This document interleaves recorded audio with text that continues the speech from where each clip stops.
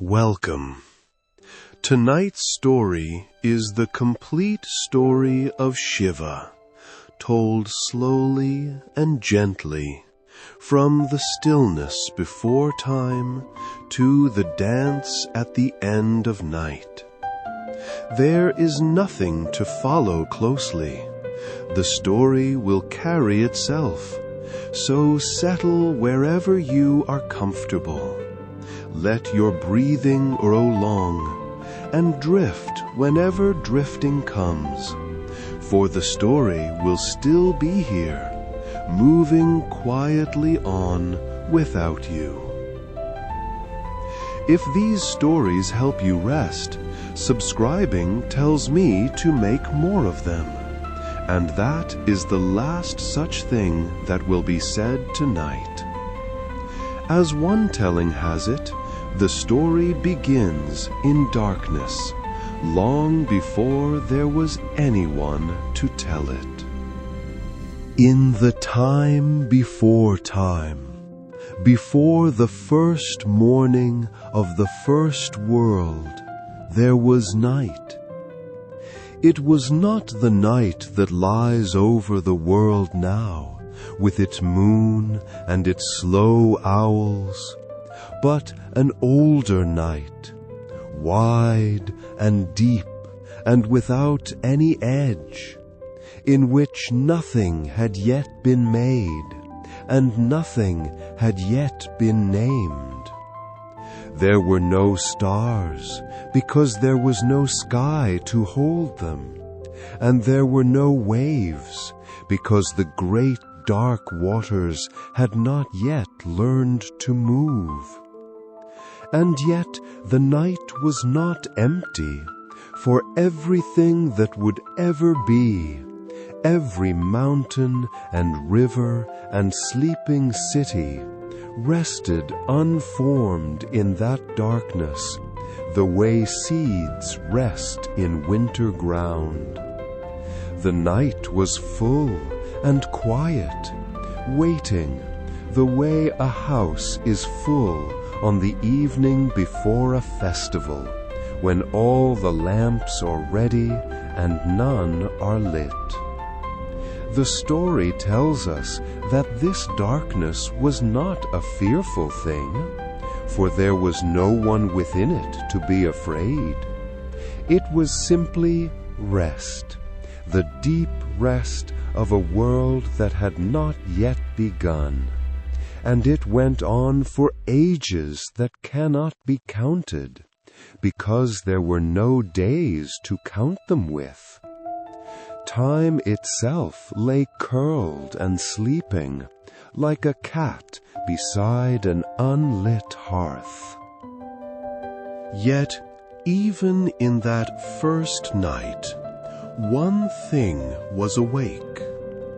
At the very heart of the darkness, where all the sleeping possibilities lay thickest, there was a stillness that differed from the stillness around it, a stillness that was aware. This was Shiva, the still one, the ascetic of the mountain, though there was as yet no mountain for him to sit upon. He did not move, and he did not speak, and he wanted nothing at all. And in his perfect quiet, the unmade world found something to lean against, as a sleeping child leans against a parent's side. In time, and no one can say how much time, the world took shape around his stillness. The waters gathered and grew calm. The lands rose out of them and spread themselves patiently beneath a new sky. And at last, in the far white north of the world, a mountain lifted itself slowly upward.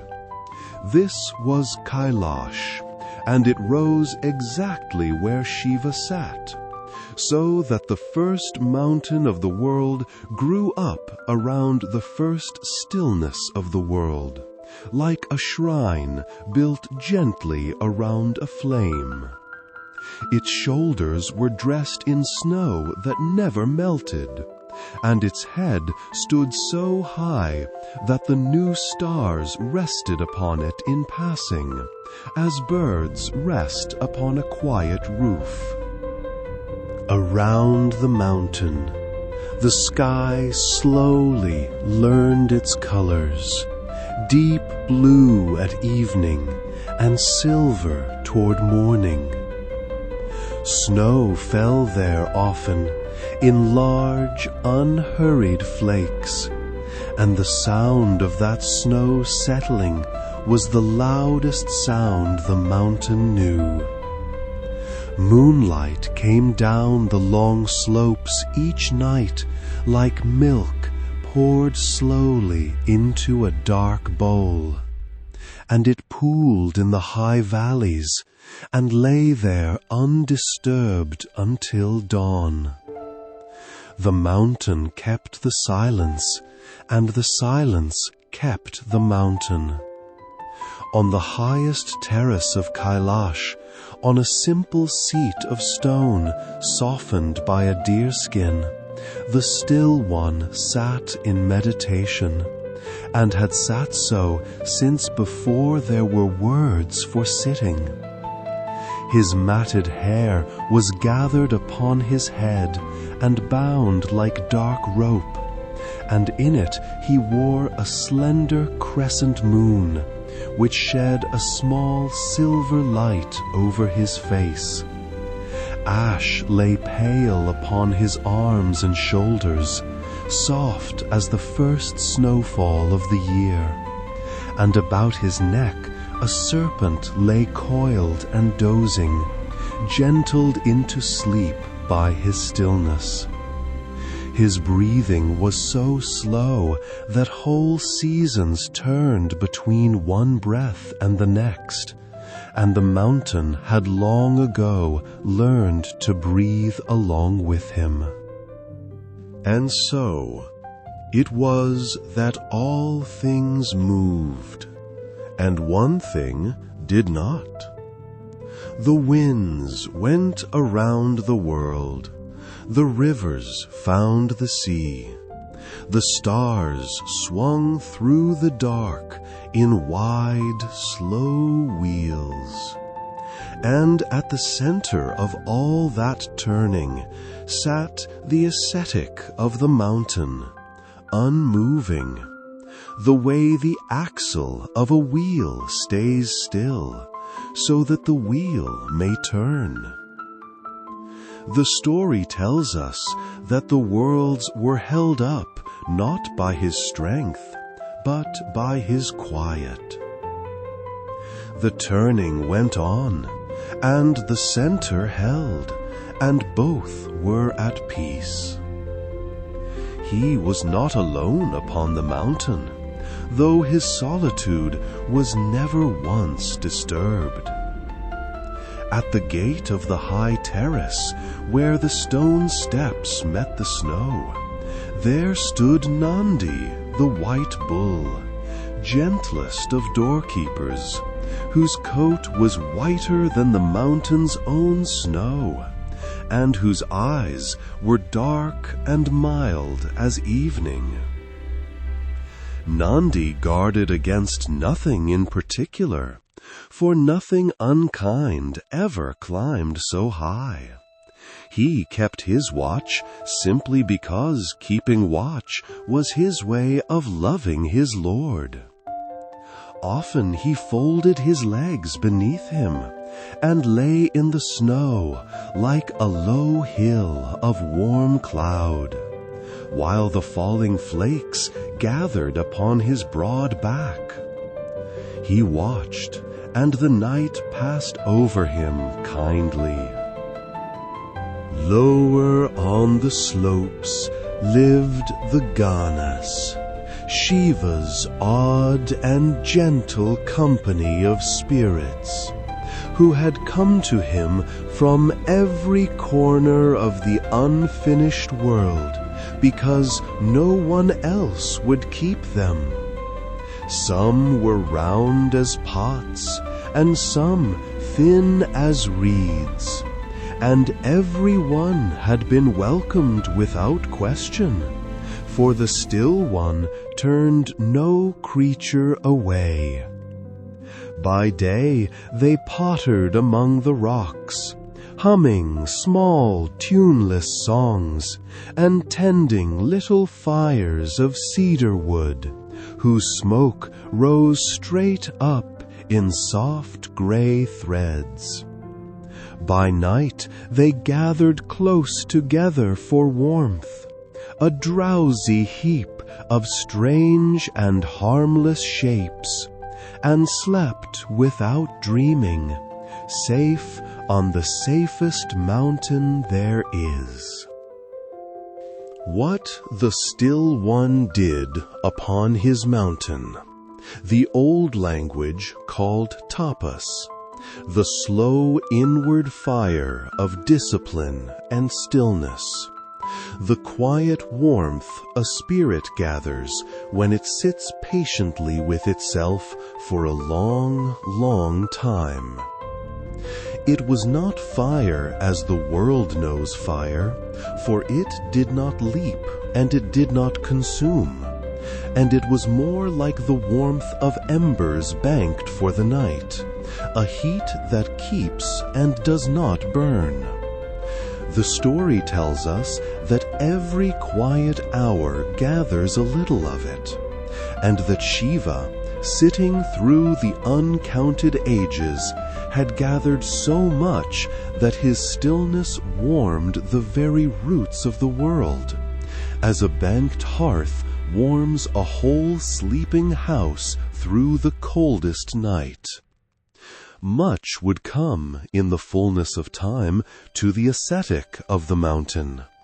Love would climb the long snows to find him, and grief would find him too, and joy after grief, and at last a night on which he would dance. But all of that lay far off, folded inside his stillness, the way a whole tree is folded inside a seed. And none of it troubled him, for what has not yet happened weighs nothing at all. He simply sat, while the moon in his hair shone gently, and the world grew slowly around him like a garden left to itself. And so, the beginning of the story is only this: a mountain, a stillness, and a night that had learned to be gentle.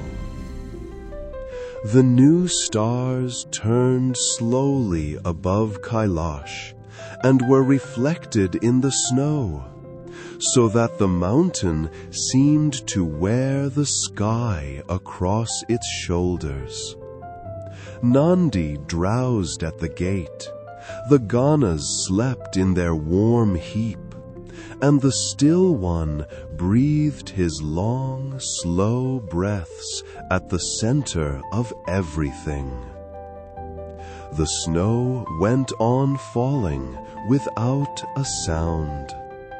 The mountain slept, and the night held it, and all the worlds rested in the quiet of the one who was awake. You will remember how the world had grown up slowly around the Still One, the ascetic of the mountain, the way a garden grows around a stone that was there before the garden was ever planned. On Kailash, nothing had changed, for nothing on that mountain was ever in a hurry to change, and the snow went on falling without a sound. But far below the snows, in the warm lands where the rivers slowed and widened, the world had been busy, and there were now cities and temples and lamp-lit falls. It is there, down among the lamps, that this part of the story begins. In those days there lived a great lord named Daksha, lord of ritual and father of many daughters, whose palace stood upon the plain like a mountain that men had made for themselves. He was one of the first fathers of the world, entrusted with its ordering, and he loved order the way other beings love music. In his halls the sacred fires were tended day and night, and the smoke of the offerings rose in straight gray lines toward heaven, and every priest and pillar and polished stone knew its place. In the evenings, Daksha would walk slowly through it all and count it and find it good. His daughters were many, and they had been given in marriage to gods and sages and kings, each husband a name that could be spoken at court with satisfaction.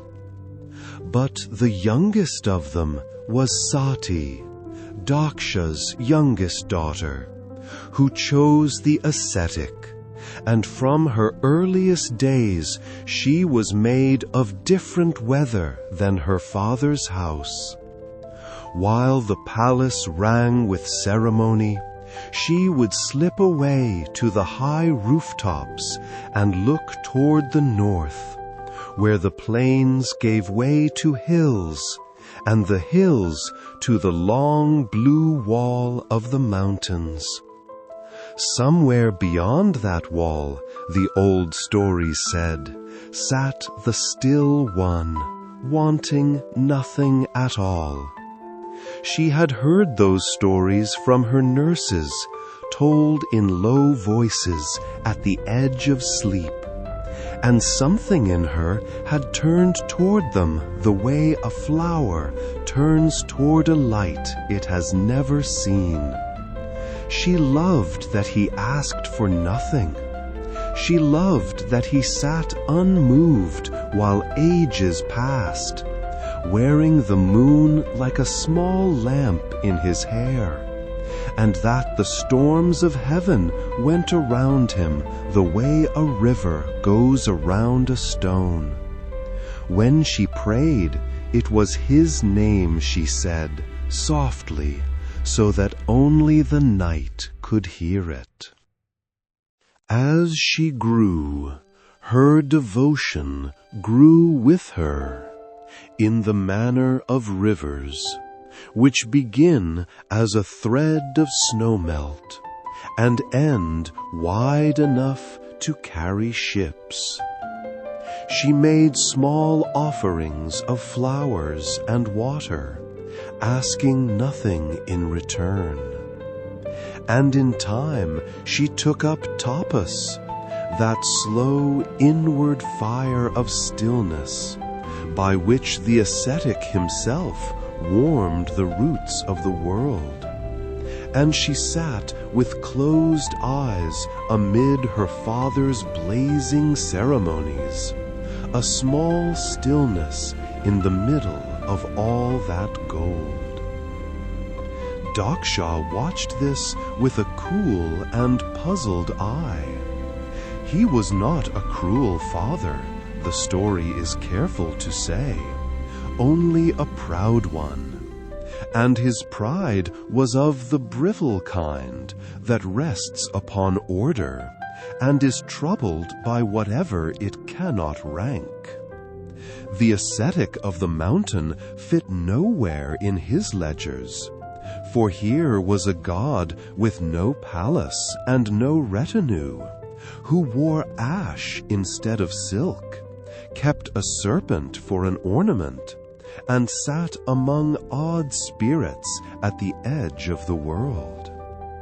Daksha said little, but whenever the mountain was mentioned, a coolness came into him, like a draught through a shuttered window. So, when the time came for Sati to be wed, Daksha summoned the great ones of the 3 worlds, so that she might walk among them and choose a husband with a garland, as was the custom of that age. The hall was hung with 1,000 lamps, and gods and kings arrived and were seated in their proper places. But Daksha had invited only those whose names he approved, and no messenger had been sent to the mountain. Sati entered with the garland in her hands, and walked slowly down the long hall, and looked, and did not find the only face she had ever looked for. The story tells us that she did not weep, and did not turn to her father. She stood in the middle of that glittering assembly, and closed her eyes, and said within her heart the name she had said softly all her life. Then she lifted the garland and let it go into the air, offering it not to any guest in the hall, but to the one who had not been asked. And so it was that the still one came quietly, the way snow comes in the night. And when the eyes of the assembly found him, he was simply there, with the garland resting upon his shoulders, as though it had always rested there. A great hush moved through the hall, softer than any ceremony. Some of the gods bowed their heads, and even the sacred fires seemed to lean toward him a little, the way all flames lean toward their source.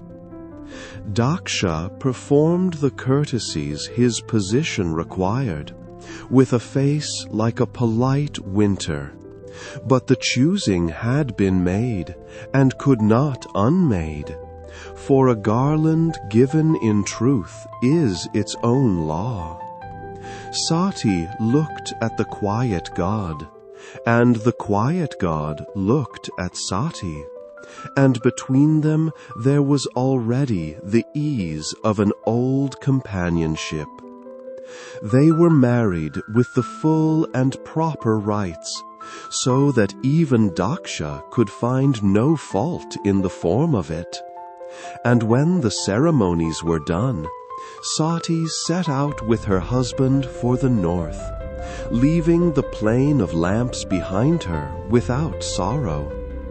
They passed through forests of cedar, where the air was sweet with resin, and beyond the last shepherd fires, and climbed for many days, until the green gave way to grey stone, and the grey stone to the first soft fields of snow.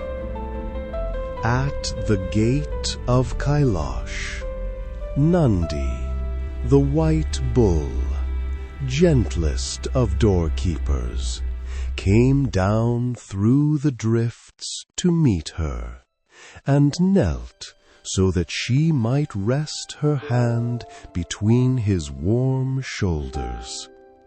And they were friends from that first touch.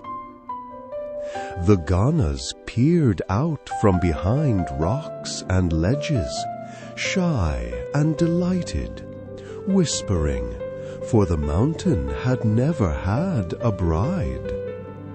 And Sati laughed, and her laughter went out over the snows, and the mountain took the sound into itself and kept it.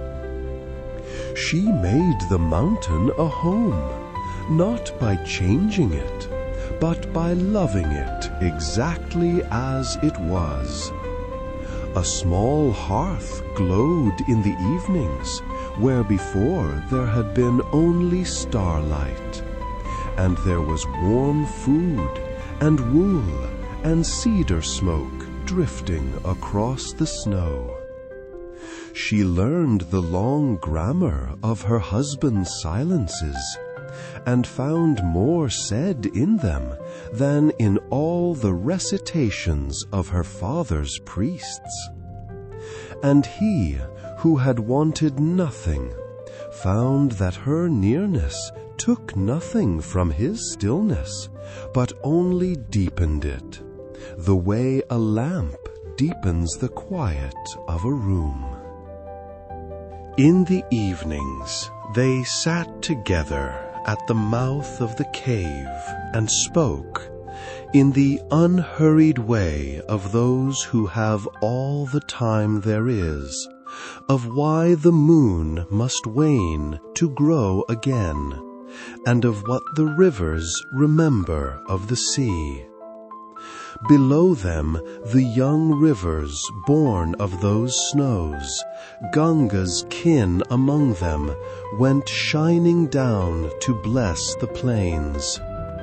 Far away in her father's hall there was murmuring, and a coolness that kept its distance, like clouds along a southern horizon that never quite arrive. But on the mountain none of that weighed anything at all. And so the seasons turned around them, and the mountain that had held one stillness for so long now held two.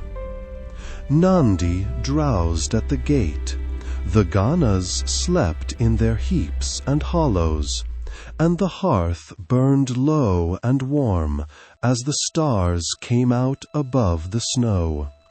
Sati slept with her head against the shoulder of the still one, and the moon in his hair kept watch over them both. The snow fell without a sound, as it always had.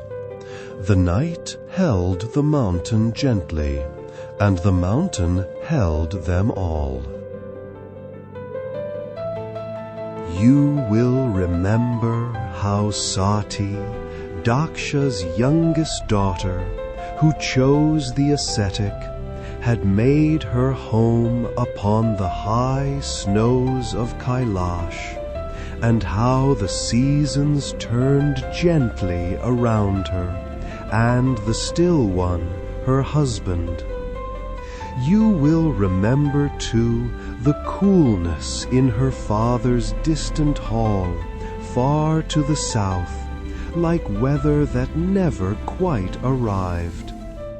But every long story carries one great sorrow within it, and this chapter is where that sorrow is kept.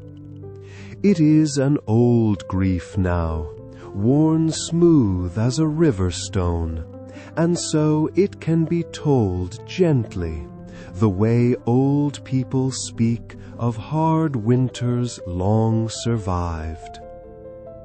In those days, Daksha, lord of ritual and father of many daughters, resolved to hold a yajna, a great rite of fire and offering, the grandest the world had ever seen.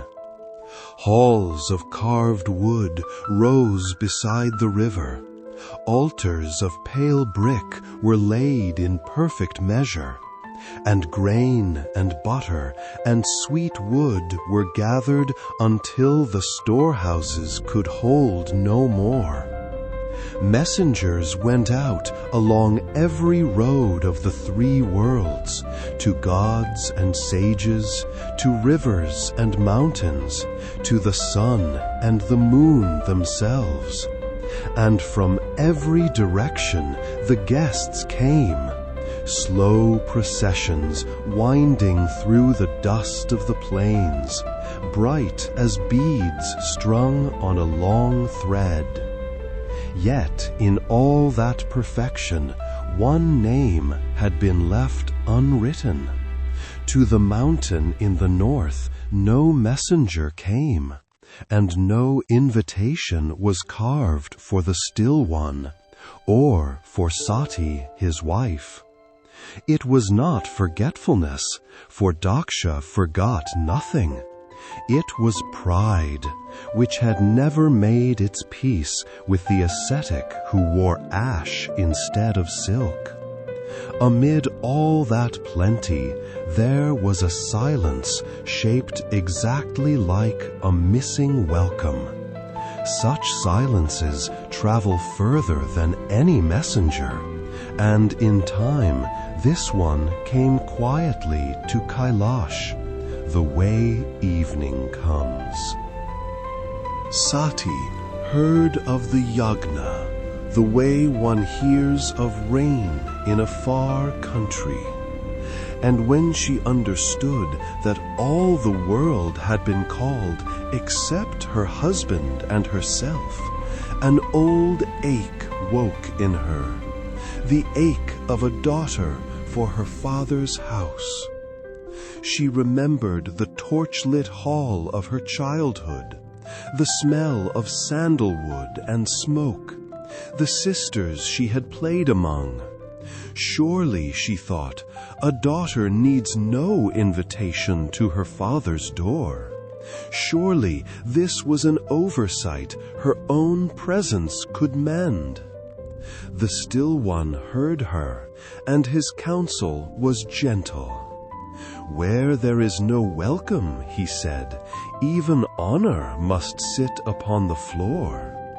And he asked her softly to stay in the peace they had. But he saw that her heart had already gone down the mountain ahead of her, and he would not cage what he loved. So Nandi, the white bull, gentlest of doorkeepers, bore her down the long white slopes, and she went on toward the smoke of the great fires, small and bright under the wide sky. What she found there, the story tells softly and does not linger upon. The hall was loud with chanting, and every god had a seat of honor, but for her husband there was no seat at all, and her father's greeting was cold, and his words about the ascetic were unkind, spoken for all to hear. Sati stood in the middle of that brightness and felt the whole warmth of her childhood turn to winter. The lamps of her father's hall shone on, and she stood among them quietly, already very far away. Then she gave her answer in the only language her father honored, the language of fire. She closed her eyes and turned her devotion inward to the place where it had always burned, and quietly, the way a lamp is folded into daylight, she let her own inner fire receive her, and was gone from that hall and from the world. The story has carried this grief for thousands of years, so long that the grief has grown quiet in the carrying, the way a bell's note softens into evening air.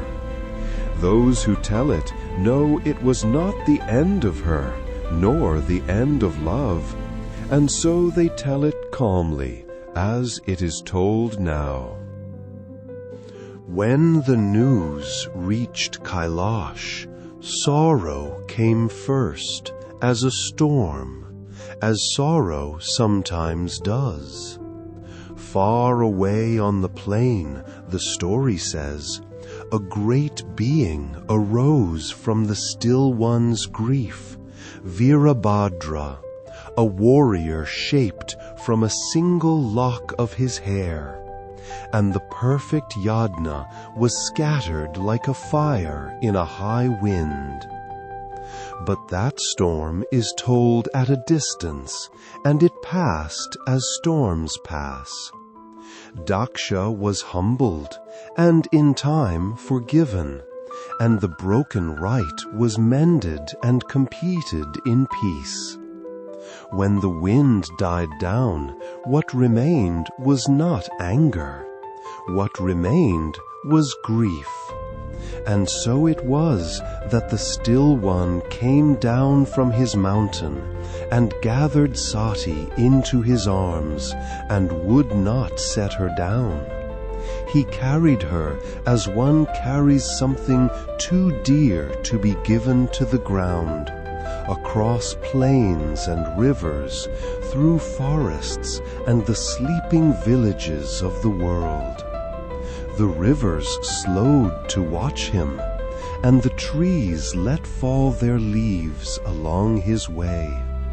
He walked for a time no one has measured, and the world walked with him in its heart.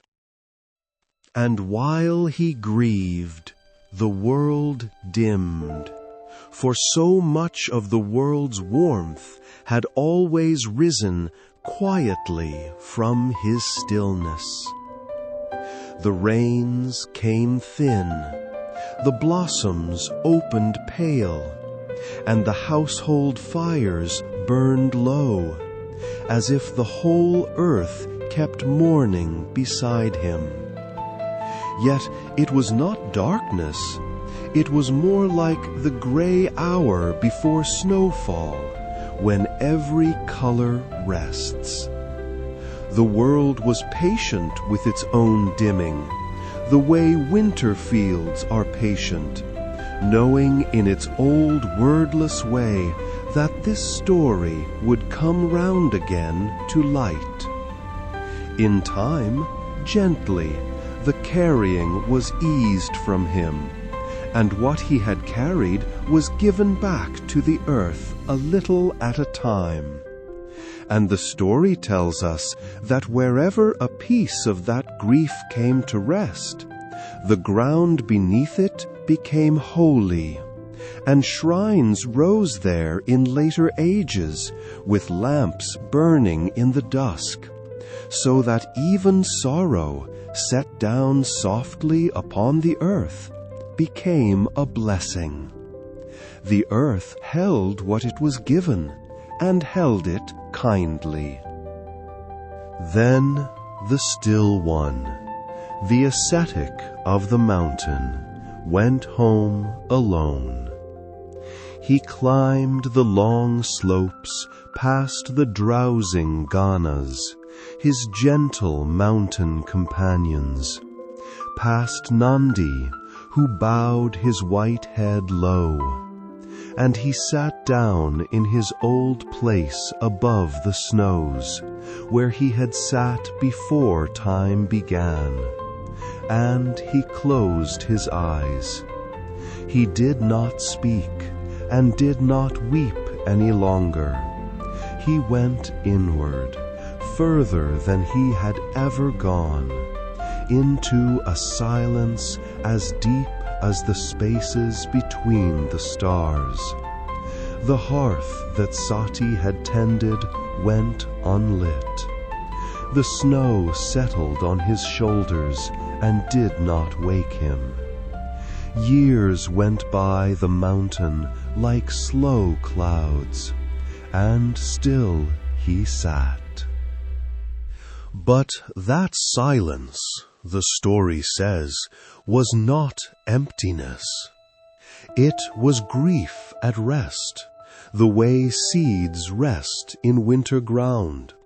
And deep within it, something waited that was not sorrow at all. For what is truly loved is never lost, and the one who had gone would come again in another season, born of the mountain itself, with snow in her name. And the long silence was, in its own way, a kind of listening. There is comfort in knowing this, the comfort of a night that is certain of its morning. So the quiet on Kailash was not an ending. It was the world holding its breath softly and in no hurry at all. And the mountain kept its vigil around the sleeping stillness at its heart. Nandi lay at the gate through the long dusks. The ganas curled in their hollows, and the stars wheeled slowly over the snow, keeping the only time that mattered there. The rivers went on down to the plains, carrying their old news of the sea. And the world, though dimmed, was held, and waited kindly for what would come. The snow fell without a sound, as it always had. The night settled deep and kind over Kailash. The mountain rested, and its rest was full of mourning.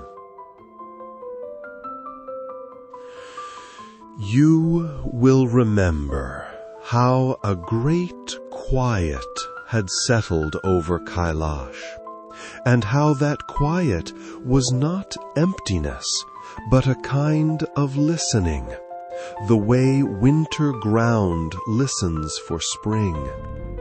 Shiva, the still one, the ascetic of the mountain, sat wrapped in his long silence, and the snow fell around him without a sound. For it had been promised that what is truly loved is never lost, and that the one who had gone would come again in another season, born of the mountain itself, with snow in her name.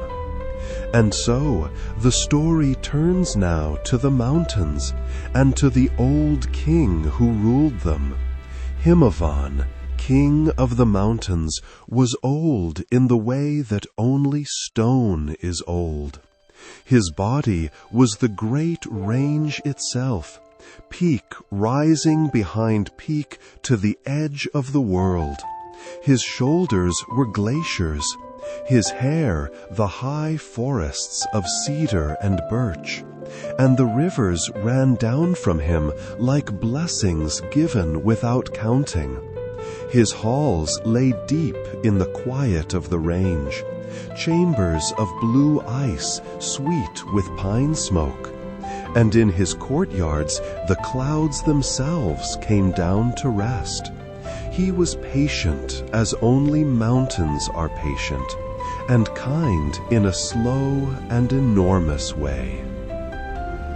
His queen was Meena, gentle as the lakes that lie below the snow line.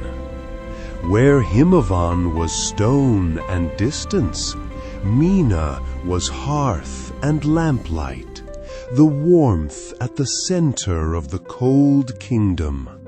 And her voice was the voice of evening, low and unhurried.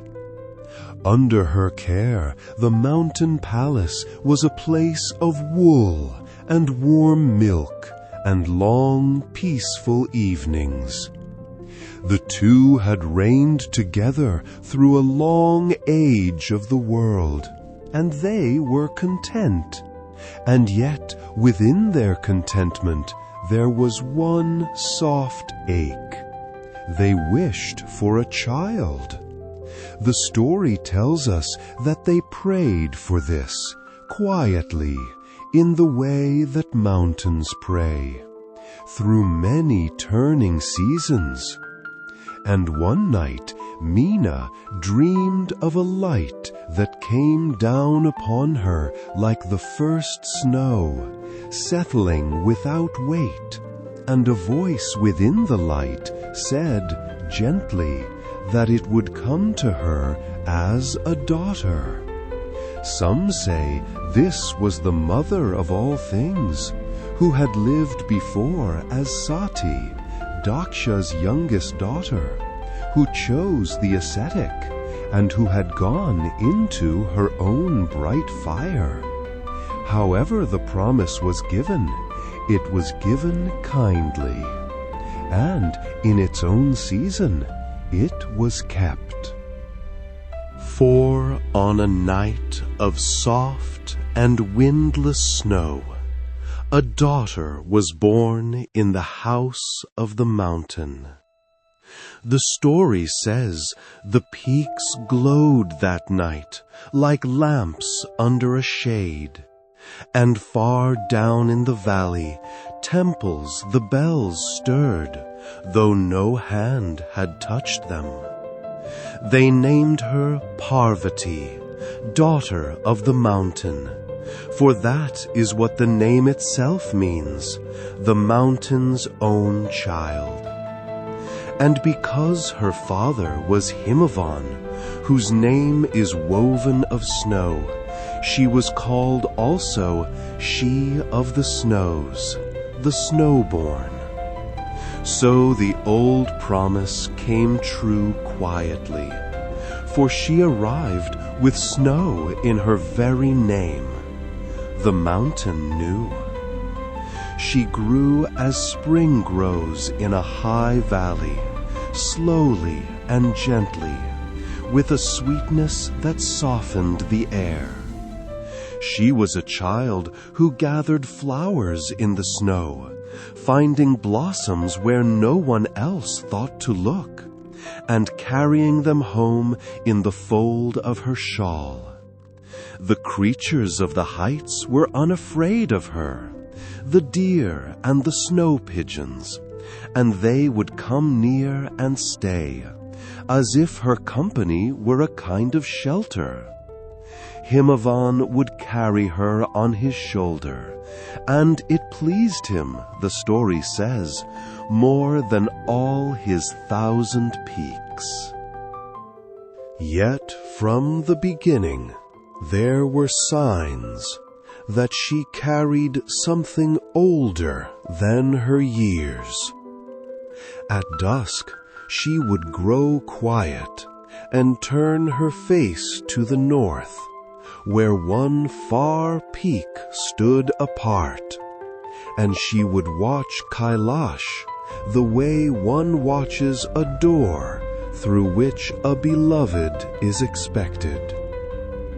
She would sit cross-legged in the snow with her eyes closed, so still and for so long that the snowflakes gathered unmelted in her dark hair, smiling faintly, as if remembering a house she had loved. Mina would find her so, and wonder, but Himavan did not, for stone has a long memory, and in his slow heart he understood whom he had been given to raise. One day there came to the mountain halls Narada, the wandering sage who carries tidings between heaven and earth, and he read the lines of her small hand as one reads a familiar road. Her husband, he said, would wear no crown but ash and stillness, the silent ascetic seated upon Kailash, and yet no queen in any age would be loved as she would be loved. Mina's heart trembled a little, as the hearts of mothers do, but the child only smiled, as if she had been told the name of a country for which she was already homesick. And the sage went on his way, and the house of the mountain settled back into its peace. So she grew, and as she grew, she heard the tales that all the mountain children heard, of the still one who sat above the snow line, wrapped in silence, keeping the world steady from his seat of stone. But when Parvati heard them, it was not like hearing tales. It was like hearing her own name called, very gently, from very far away. and she did not hurry toward it. Love that has once been true knows how to wait, the way the deep snows wait for spring, and hers was the patience of the mountain that had made her. In time, Himavan himself led her up the long white paths to where the ascetic sat. Nandi, the white bull, gentlest of doorkeepers, saw her coming and lowered his great head, as though before a queen returning, and let her pass without a sound. And she looked for the first time in that life upon Shiva in his stillness, snow upon his shoulders, the crescent moon dim in his tangled hair, and he did not stir. She was not saddened, and she was not afraid. She bowed to the stillness, slowly, the way grass bows under snow, and something in her came to rest that had never quite rested before. After that she came each day, and her coming was as quiet as the snows. She swept the new snow from the ledge before him, and laid fresh flowers by his unmoving feet, and set clear water beside him in a small copper vessel, and sat a while in the enormous quiet, and went home by the evening light. He gave no sign, and she asked for none. The seasons turned around the two of them, the long blue winters and the brief summers. The Ganas, the mountain's odd and gentle companions, grew used to her step and were comforted by it. Even the silence seemed, in some slow way, to lean toward her. And this too was tapas, that old word for the slow inward fire of patient devotion, the warmth a soul tends until it is ready for what it loves. Parvati kept her own small stillness beside his great one, learning quiet, the way water learns the shape of the vessel that holds it. What she had begun would take years, and the knowing did not trouble her, for the mountain's daughter kept the mountain's time. Her love asked for nothing yet, and was content for now simply to be near. The story tells us that love returned does not knock loudly at the door. It sits down quietly beside it and waits, and its waiting is a kind of song too soft to hear.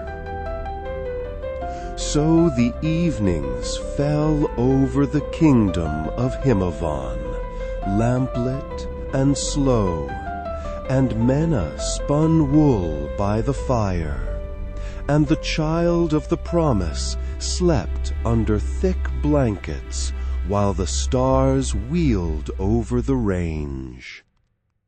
High above, the ascetic sat in his silence, and the silence was no longer quite alone. The snow fell on Kailash and on the halls of the Mountain King alike, joining them softly in one whiteness. The night came down kind and deep. The mountain held its daughter, and the daughter, sleeping, held the morning that was coming, and there was no hurry anywhere in the world. You will remember how the snow fell on Kailash and on the halls of the Mountain King alike, joining them softly in one whiteness, and how the silence of Shiva, the still one, the ascetic of the mountain, was no longer quite alone. For Parvati, daughter of the mountain, came up the white slopes each morning with flowers and clear water, and swept the snow from the stone before him, and asked for nothing. Nandi, the white bull, gentlest of doorkeepers, had long since ceased to wonder at her coming, and only turned his mild head as she passed. The snow fell, and was swept, and fell again. Far away, at the edge of the world, there was a troubling in those days, like weather on a horizon that never quite arrives.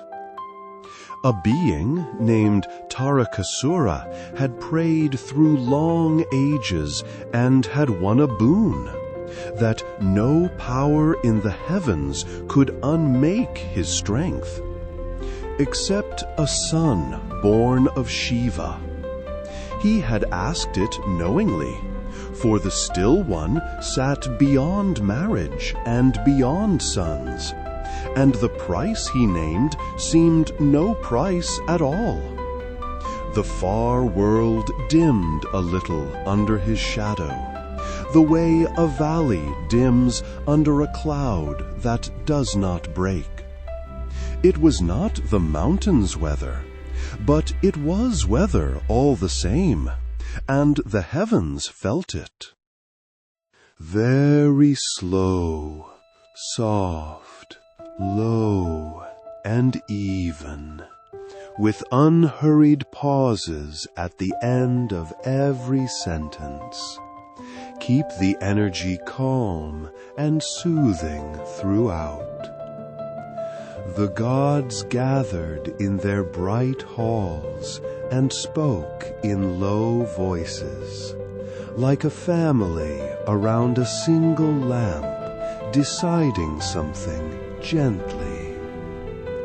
Indra, king of the bright heavens, said what all of them knew, that the remedy was not a war, but a child, born of the one being in all the worlds who wanted nothing.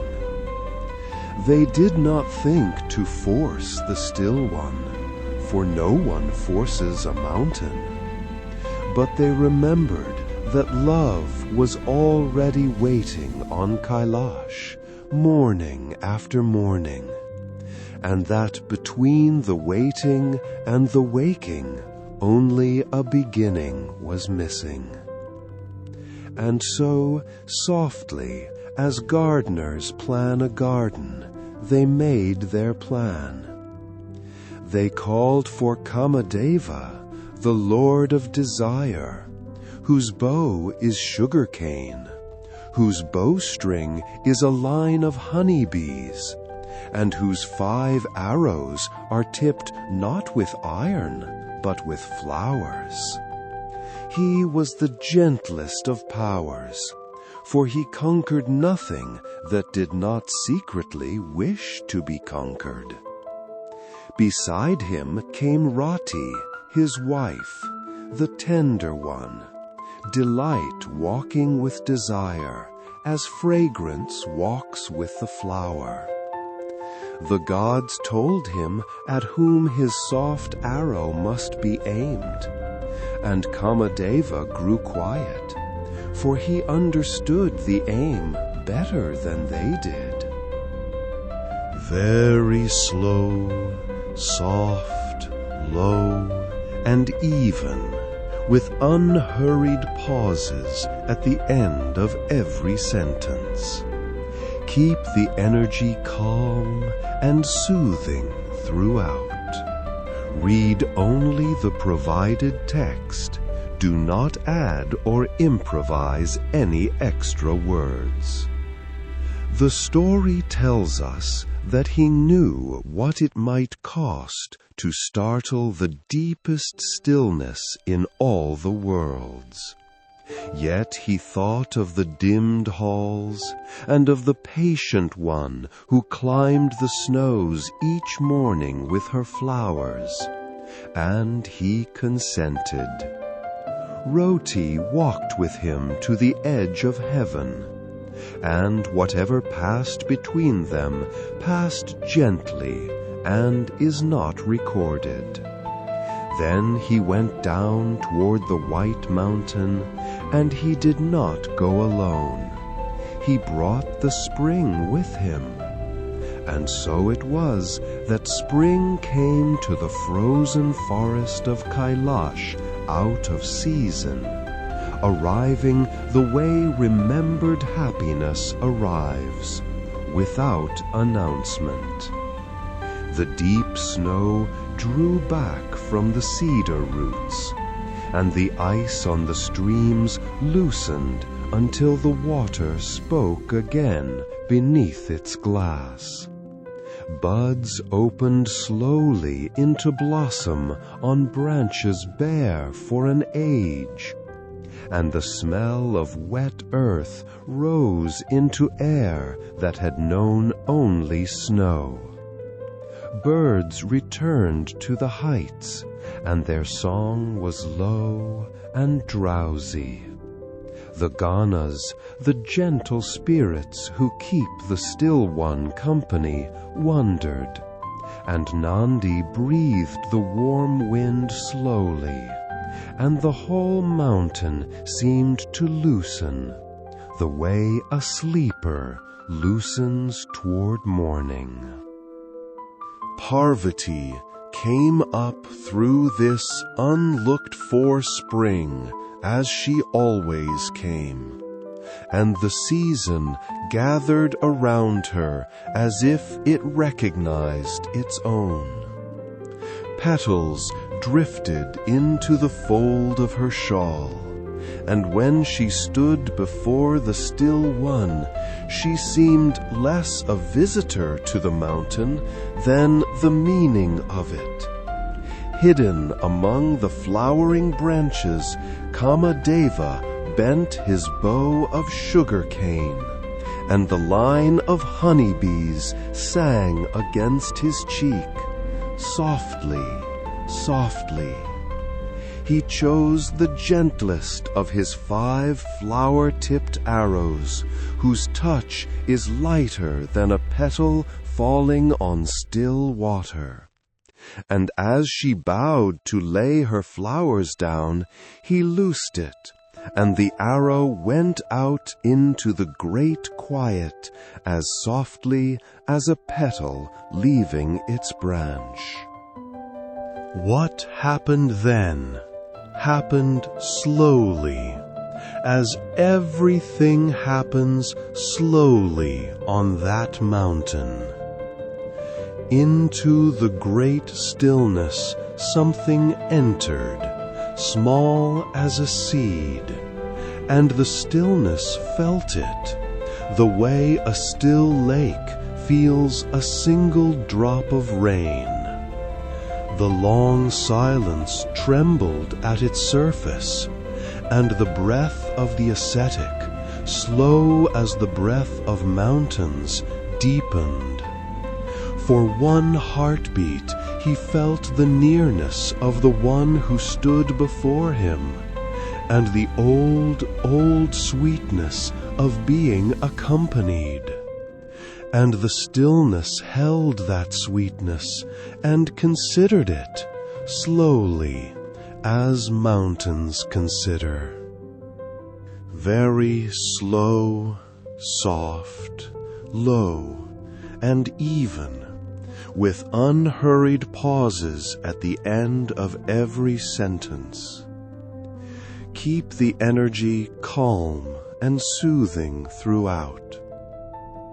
Read only the provided text. Do not add or improvise any extra words." Then the Still One knew that he had been touched from without, and upon his brow his third eye began to open. It opened, the story says, not as anger opens, but as dawn opens, a thin line of light widening slowly, and what came from it was not fire, but brightness itself, a whiteness in which no shape could keep its edges. The snow shone, and the blossoms shone, and the whole spring stood inside that light like a garden inside morning. And Kamadeva, the gentle archer, was in that light, and could not remain. He did not fall, nor cry out. He simply became bodiless, dissolving like mist in morning sun, until where he had stood there was only brightness, and falling petals, and his bow of sugar cane lying quietly on the snow. Rati came to that place, his grieving wife now, and her sorrow moved over the warm snow like the last cloud of a clearing sky. She did not rage, for there was nothing to rage against, any more than one rages at daylight. She gathered the sugar-cane bow into her arms and wept softly among the petals, and the mountain, which knows all there is to know of loss, was quiet and let her weep. The third eye had closed, the light had folded itself away like a page finished being read. And the Still One spoke to her, and his voice was low and kind, like far thunder that means no storm. What is burned away in that light, he told her, is only the body of a thing, never its truth. Her beloved would live now as Ananga, the bodiless one, desire without form, present wherever love moves without needing to be seen. He would be in the spring, and in the first meeting of eyes, and in the long faithfulness of hearts, and being bodiless, he could never again be lost. Rati bowed her head over the sugar-cane bow, and her grief settled into peace, the way snow settles after wind. The story tells us that desire itself was changed in that light, as gold is changed in the refiner's care. What had been appetite became devotion, and what had been wanting became the quiet faithfulness that asks for nothing and stays. The spring did not retreat from the mountain, but only grew gentler and stayed. And Shiva, stirred at last from his long silence, opened his eyes and saw what had waited beside him all this while. She of the snows, with flowers in her hands, her patience deeper than his solitude was deep. He did not speak, but his silence made room for her inside it, and she felt the room being made, and was content. Evening came down over Kailash, blue and unhurried, and the new blossoms closed themselves for the night. Rati carried the sugar-cane bow away tenderly, keeping it as one keeps a promise. The lamps of the stars came out one by one, and the swept stone lay clean before the seat of the ascetic, ready for morning and the flowers that morning would bring. Desire slept in the world now like a seed under snow, bodiless and everywhere, waiting kindly.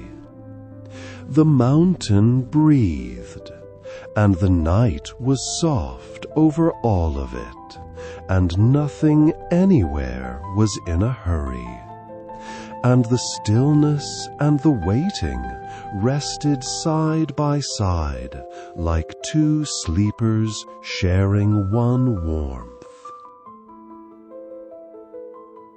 You will remember how desire had gone to sleep in the world like a seed under snow, bodiless and everywhere, waiting kindly, and how Shiva, the still one, the ascetic of the mountain, had opened his eyes at last and made room in his silence for she of the snows.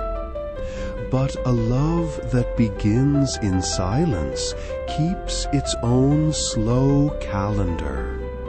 Parvati, daughter of the mountain, understood this better than anyone, for she was made of the mountain's own patience. And so she went deeper into her stillness, the way a river in winter goes deeper beneath its ice, and is not lessened but kept. She left the comfort of her father's halls, and went up into the high forest, where the deodars stand hushed under their sleeves of snow. And there she took up her tapas, the long, patient discipline of stillness. Through the warm months she sat unmoving beneath the crossing sun, and through the cold she stood in the mountain streams, while the water folded its chill around her like a garment.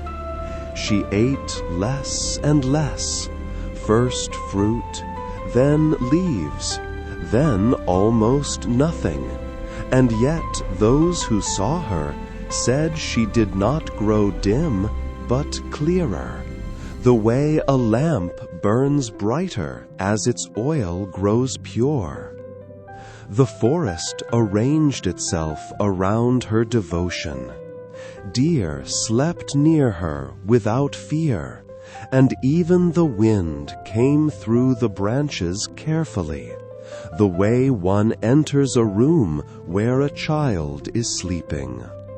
Word of that austerity moved gently through the worlds, as such things move.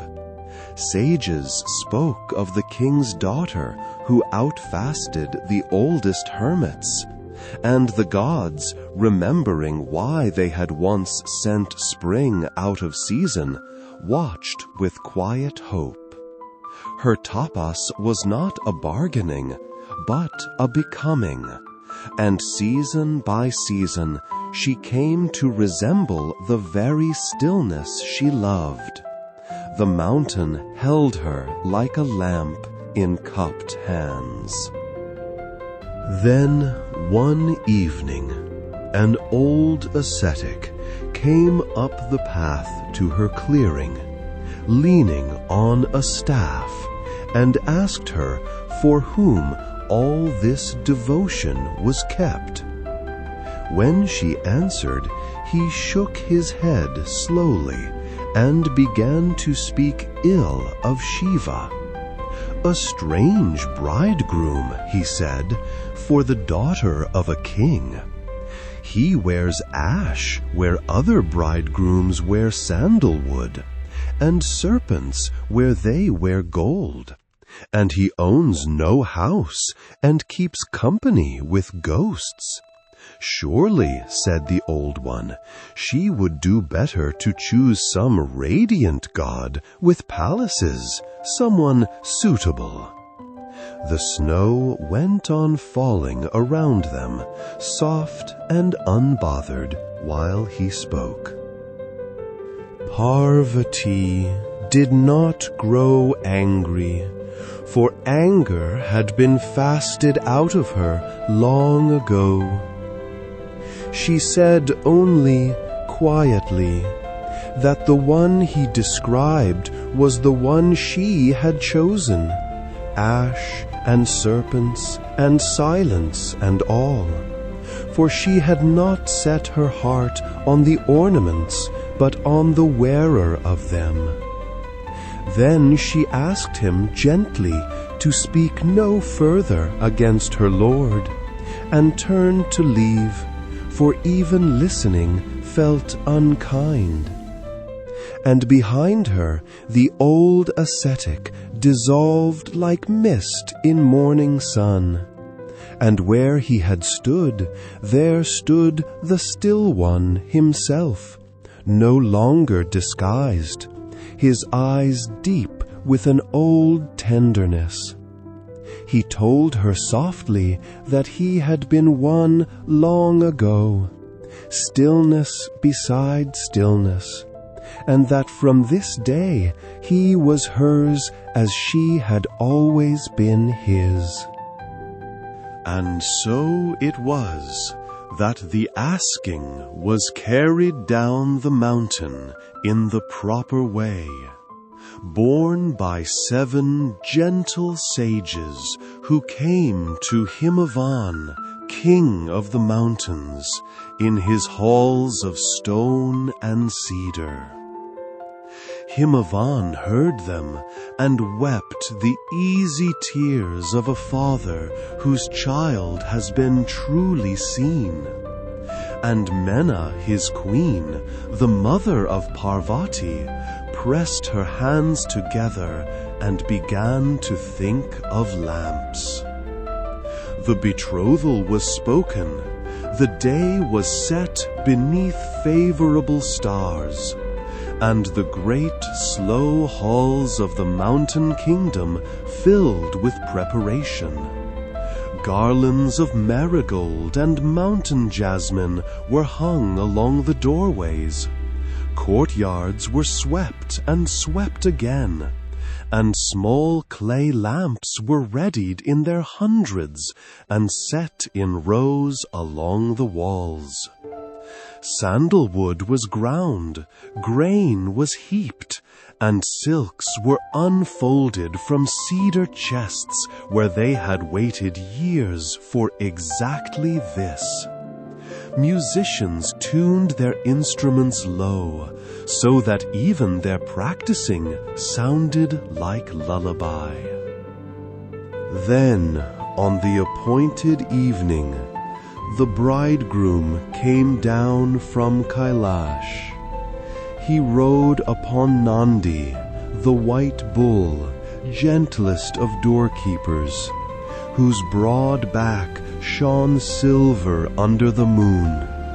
And behind him came the Ganas, the gentle spirits who keep him company, washed and garlanded and quietly delighted, with drummers and flute players and shy crooked beings from the world's forgotten corners.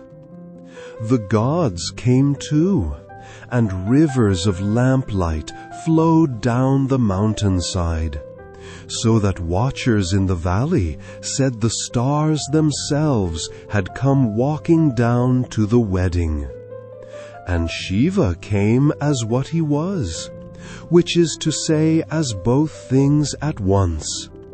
He was the wild ascetic still, ash pale, his hair a dark river bound with the crescent moon, a serpent resting across his shoulders like an old scarf. And he was also the radiant bridegroom, beautiful the way deep night is beautiful, calm and shining. No one who saw him could say afterward whether he had worn ash or light, and perhaps the story tells us they were never different things. Mina watched from a high window for her daughter's bridegroom, and when she first saw the strange procession, the ghosts and the drummers and the ash-marked rider on the white bull, her heart faltered, as any mother's might. But Parvati came and stood beside her, and said softly that she should look again. And Mina looked again, and this time she saw what her daughter had always seen, the stillness beneath the wildness, the kindness beneath the ash. Her dismay melted like the last snow of spring, and she went down to the gates herself, carrying the welcome lamp in her own 2 hands. So the wild company was received into the halls of the Mountain King, and no one was turned away. Spirits with crooked shoulders were seated on silk cushions, and served sweet rice by the daughters of chieftains. And the ghosts, who were not accustomed to being invited anywhere, sat very upright and behaved beautifully. Nandi was garlanded until only his mild eyes showed.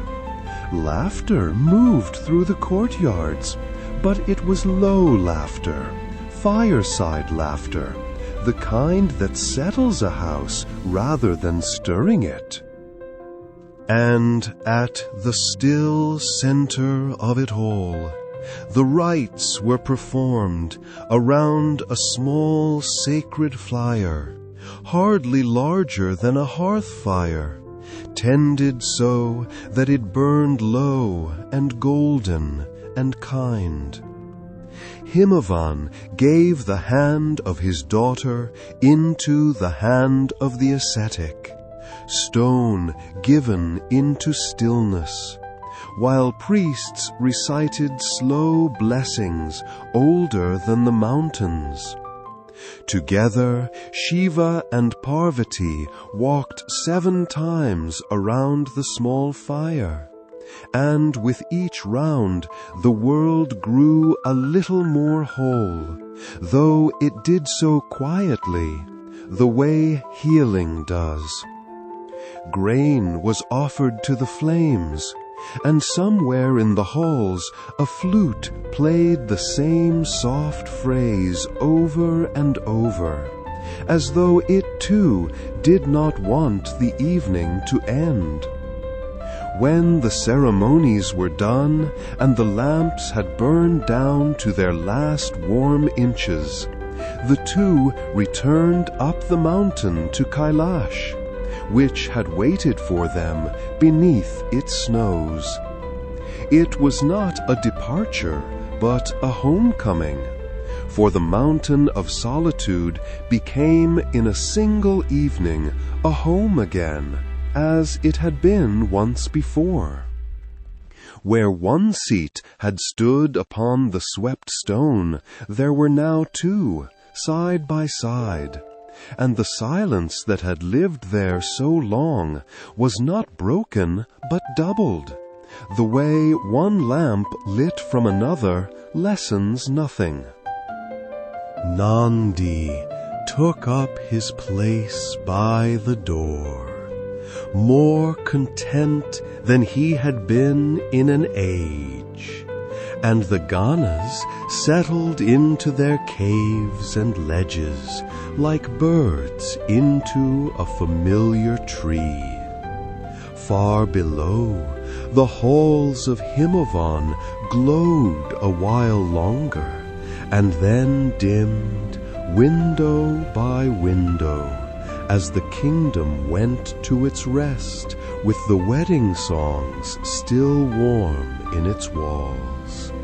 Snow began to fall, unhurried, covering the path the procession had taken, tucking the mountain in. And on the high summit, the Still One and she of the snows sat together in the old silence, which was a shared silence now, while the stars kept their gentle watch. The mountain slept. You will remember how Shiva, the Still One, and Parvati, she of the snows, had come home to Kailash, and how the old silence of the summit had become a shared silence, 2 seats side by side upon the swept stone. The years passed the way clouds pass, without hurry and without wait. And it was in those quiet years, the story tells us, that word came up the mountain of a great labor at the far edge of the world, where the ocean of milk lies white and patient under its own soft light. For the gods had grown weary, and they longed for the treasures that slept beneath those waters, and above all for Amrita, the nectar of undying life. The ocean was too vast for the gods alone, and so they went to their old rivals, and proposed not a battle, but a labor, saying, "Let us churn the ocean together, and share what rises." And the rivals agreed, for it is a gentle thing sometimes to lay a quarrel down and take up a rope instead. For a churning rod they asked Mandara, an ancient mountain, who consented to be carried to the shore, and a vast turtle rose from the deep, patient beyond all telling, and offered his broad back, so that Mandara stood in the white water like a pestle in a bowl of moonlight. For the rope they asked Vasuki, the Serpent King, who wound himself about the mountain, coil upon slow coil. The gods took hold of the tail, and the rivals took hold near the head, and for a moment all stood quiet in the shallows. Then the churning began, and the gods pulled, and the mountain turned one way, and the white water folded around it. The rivals pulled, and the mountain turned back, and the water folded again. They pulled, and the mountain turned. The ocean of milk began to move in a great slow circle, the way cream moves in a tilted bowl, and the sound it made was not a roar, but a hush, the largest hush in all the world. And the churning went on, through the day and through the night, and through many days and many nights, until light and dark themselves seemed only another turning of the rope. The pullers found the rhythm without speaking, and the work grew not heavier but lighter, the way a lullaby grows lighter the longer it is sung. Whoever watched from the shore forgot, in the kindest way, whatever they had been thinking of before. Foam gathered on the water in drifts, like snow resting on the sea, and slow waves went out from the mountain in rings, each ring wider and gentler than the last. Vasuki let himself be drawn one way and then the other, and the turtle below bore everything without complaint. They pulled, and the mountain turned. They rested, and the ocean settled. And the worlds themselves seemed to rock a little, the way a cradle rocks. In time, the ocean began to give up its treasures, not all at once, but slowly, one for each long season of turning. First there rose the wish-giving cow, mild-eyed and moon-colored, mother of plenty, who waded gently ashore, and wherever her breath touched, the world felt fed. The churners watched her, then took up the rope again, and the mountain turned. Then the moon came down to the deep to be washed, and rose new brightened, like a pearl lifted out of milk, and climbed back into its place in the sky. Then came the white elephant, cloud-colored and slow, who walked up out of the foam and stood upon the shore, blinking kindly at the world. Each time the churners rested and watched, and each time they took up the rope again, and the hush went on. Then the water opened like a flower, and there rose Lakshmi, the goddess of fortune, seated upon a lotus, radiant and calm. And where her gaze rested, things quietly prospered. The gods bowed, and the rivals bowed, and the ocean went flat and bright around her. And still the sweetest thing slept in the deepest place. So the rope was taken up once more, and the mountain turned. But before the deep would yield its sweetest thing, it first let go of its oldest. Far out over the water a darkness began to rise, slowly, like smoke from a distant fire, a deep blue-black cloud over the white sea. It did not rush anywhere, and it did not reach for anyone.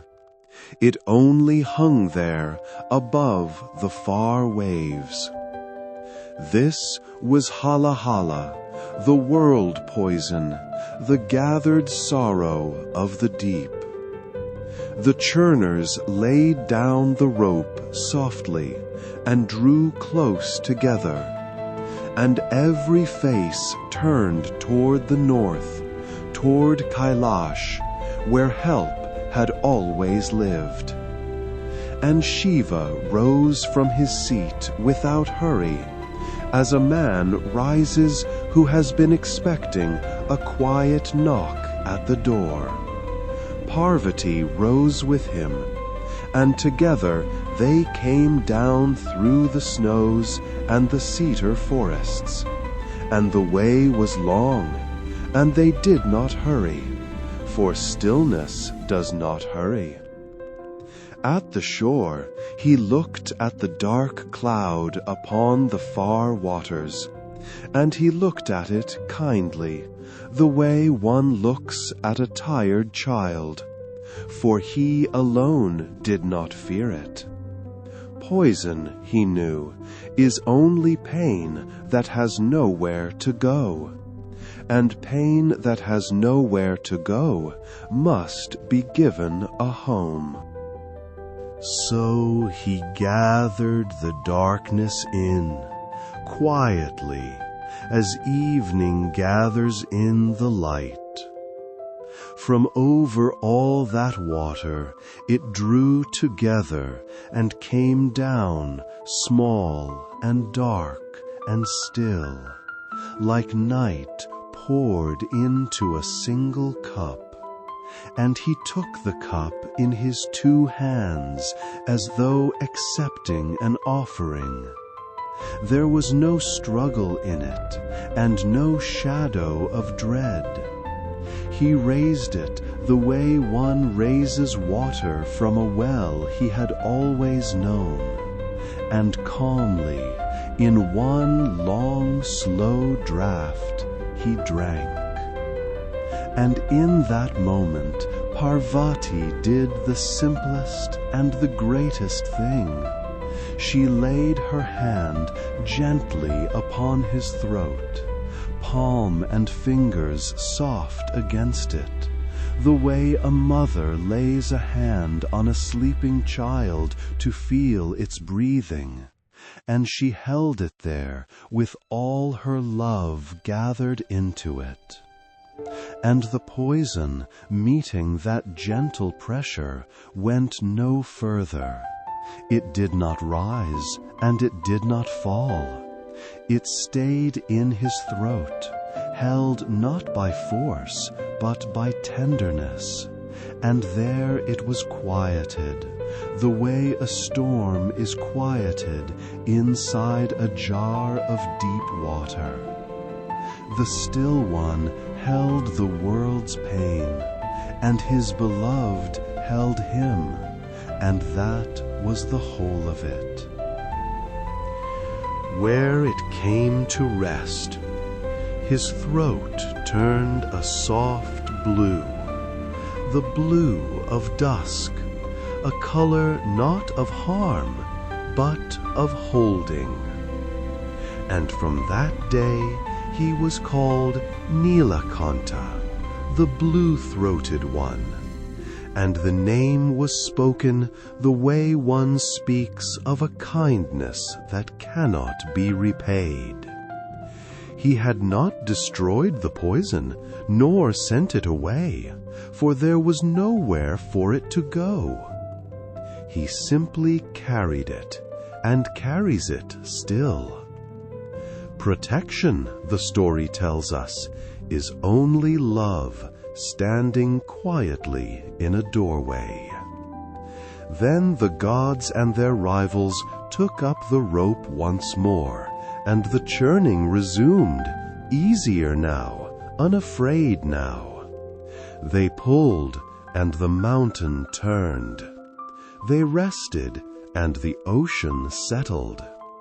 And at last the water parted, and there rose the physician of the gods, bearing the cup of Amrita before him like a lamp carried into a dark house. It was received with bowed heads, and shared out in its proper measure, and the weariness of the gods was washed away, and even the old rivalry, after so long upon one rope, was quieter than it had ever been. And so it was that the labor ended in peace. Mandara was carried home to his roots, and Vasuki uncoiled slowly and slid back into the deep to rest. Shiva and Parvati went up again to Kailash, and the 2 seats waited on the swept stone, and they took their places side by side, while at his throat the soft blue showed faintly in the starlight.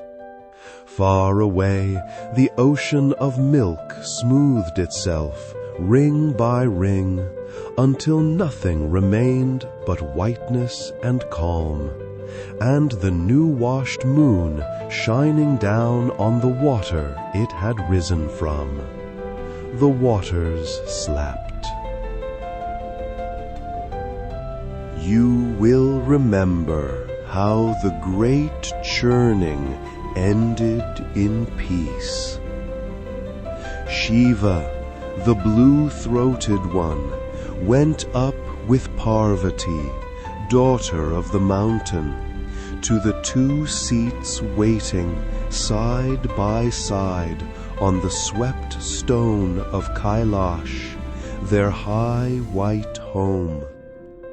For after the churning there came a long season of quiet, the kind of quiet that follows labor well finished.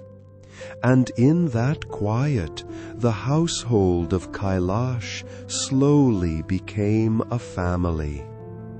The world in those days still carried one old trouble at its far edge, faint as weather beyond the hills, and the story tells us that only a child of Shiva could make the air sweet again.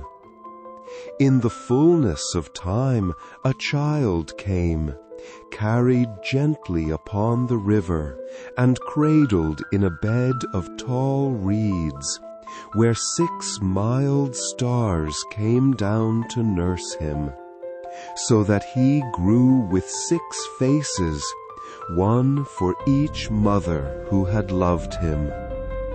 This was Kartikeya, the 6-faced commander, though the name sat lightly upon him, for he had been made in gentleness.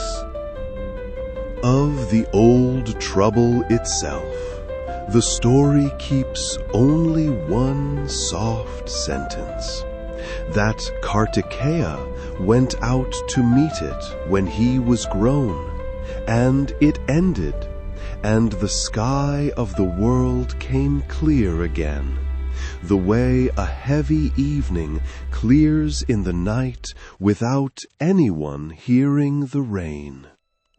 Then he came home up the long snows, and Parvati met him at the gate. After that, his 6 faces were used mostly for smiling. In those same years, another child came to Kailash, in the strangest and gentlest way of all. One day, while Shiva was far away among the peaks, Parvati wished for a child shaped by her own hands. So she took the soft paste of sandalwood and shaped a boy, small and smiling, and breathed upon him, and he opened his eyes and called her mother. She loved him at once, the way the earth loves rain. She set him at her door to keep it while she rested, and he stood there proudly, keeping the door of the one he loved most. Here, the story walks softly, for a mistake was made upon that doorstep, and it need not be told loudly to be told truly. Shiva came home unknowing, and the boy, faithful to his mother's word, would not let even the Lord of the mountain pass. And out of that confusion, before understanding could arrive, the boy fell, and his small head was lost. The story does not linger there, for what matters in it is not the sorrow, but the mending. And so it was that the mistake was mended with love, which is the only thing that has ever truly mended anything. Messengers went into the sleeping world and returned with the gentlest head they could find, the head of a young elephant, wise and mild, with broad, soft ears and a trunk that curled kindly. Shiva set it upon the boy with his own hands, and every blessing he knew.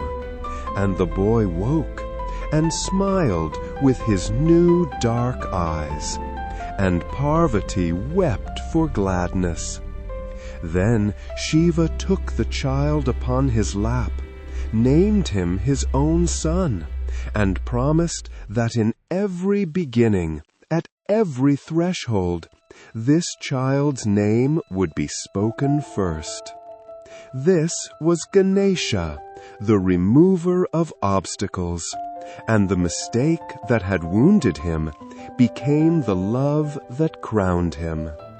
Messengers went into the sleeping world and returned with the gentlest head they could find, the head of a young elephant, wise and mild, with broad soft ears and a trunk that curled kindly. Shiva set it upon the boy with his own hands and every blessing he knew, and the boy woke and smiled with his new dark eyes, and Parvati wept for gladness. Then Shiva took the child upon his lap, named him his own son, and promised that in every beginning, at every threshold, this child's name would be spoken first. This was Ganesha, the remover of obstacles, and the mistake that had wounded him became the love that crowned him.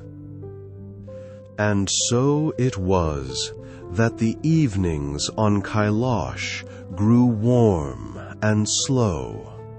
Nandi, the white bull, gentlest of doorkeepers, drowsed at the gate, while down the slope the Ganas, Shiva's gentle company of spirits, tended their small cedar fires, whose smoke rose in soft gray threads.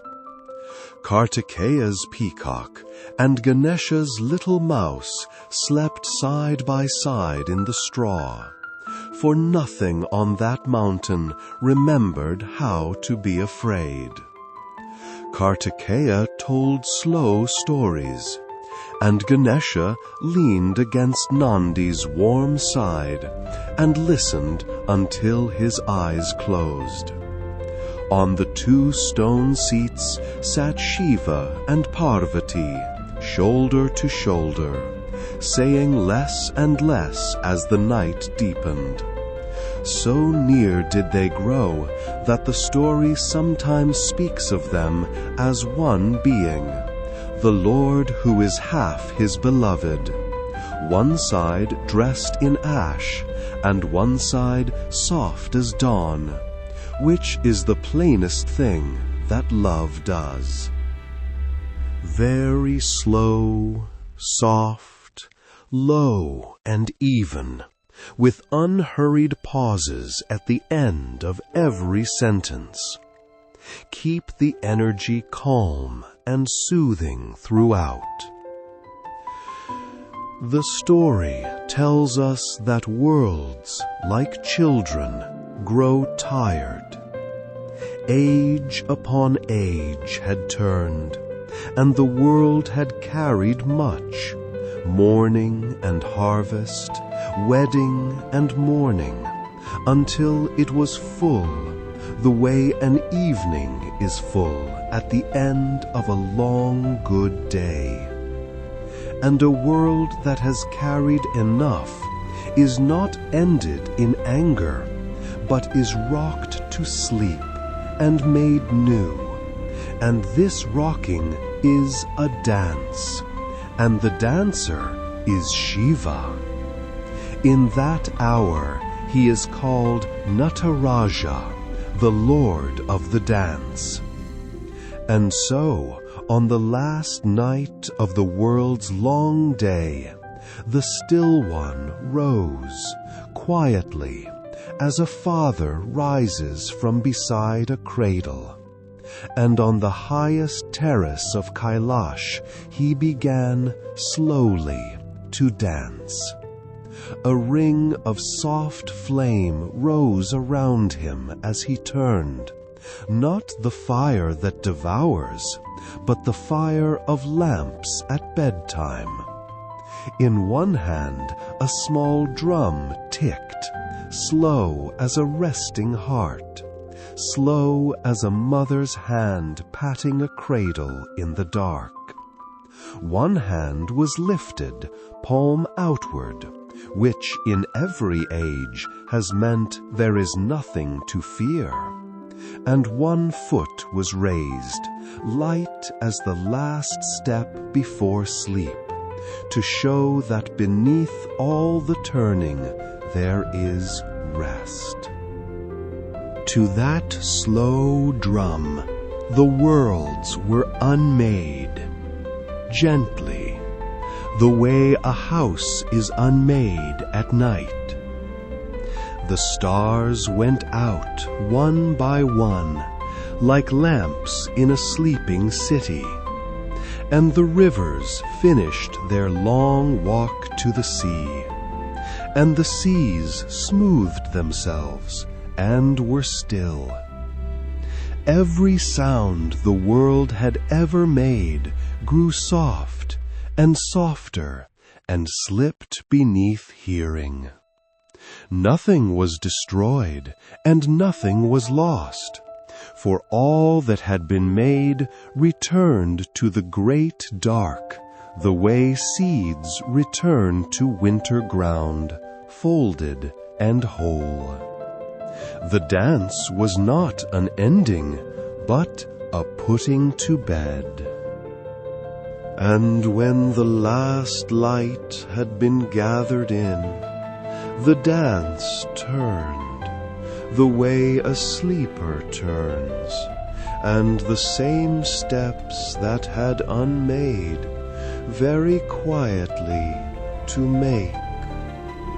In the darkness new seeds were laid down, every mountain and river and sleeping city that would ever be, waiting the way lamps stand ready in a house on the evening before a festival. The drum grew slower and slower still, until its beats were as far apart as the breaths of the one who had sat through the first night of all. The ring of flame lowered itself into embers, and the embers into a silver glow, like moonlight remembering fire. And the dance became a swaying, and the swaying became a stillness, and the stillness sat down. And the night that followed was the old night, the first night, wide and deep and gentle, and at its very heart one stillness differed from the stillness around it, a stillness that was aware. Around that stillness, in time, and no one can say how much time, a mountain rose once more, lifting itself slowly upward, like a shrine built gently around a flame, and snow began to fall upon its shoulders. So the end of the story is only this: a mountain, a stillness, and a night that had learned to be gentle. Nandi drowsed at the gate once more, and the Ganas slept in their warm heap, and beside the still one, close enough that their shoulders touched, sat his beloved, for love, once found, is not unmade by any dance. And so it was that the story came to its rest, told from the first darkness to the darkness made new. Everything it carried is safe now, the wedding lamps and the churning sea, the blue at the throat and the 6 small faces, the elephant head crowned with love, all folded into the night the way a day is folded into sleep. Nothing in the story needs watching now, and nothing in the night needs tending, for the one who is awake keeps it all. The snow went on falling without a sound. The mountain slept, and the night held it, and all the worlds rested in the quiet of the one who was awake.